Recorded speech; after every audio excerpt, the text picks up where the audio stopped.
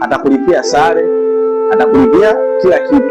Sasa ikishafika siri ya kulipia sare, ya kulipia nauli, ikishafika kule sasa unahitaji nini? Hela ya kula. Utabidi ufuate tena yule alikulipia. Ndio anakwenda kumfuata, anakwambia sawa, tutaenda kula. Kwa siku unataka kuchukua, yanaanza mahusiano sasa. Na watoto wa Kiislamu sisi wana wewe kumlipia mtu kila kitu alafu ikawafia hapa dada yako.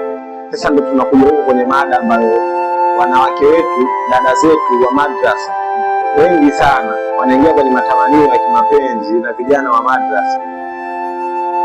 Chanzo ni kwamba pesa hawana, na wanaingia katika madrasa, pesa hawana za kununulia zile sare, au ni tamaa tu ambacho inawafanya kuingia kwenye nini, kwenye ule mkumbo. Yaani shida ni mtu ambaye tatizo liko wapi? Shida hapo. Shida iko kweli kwa sisi mabinti. Kwanza in short, mabinti sisi na mioyo ya huruma sana.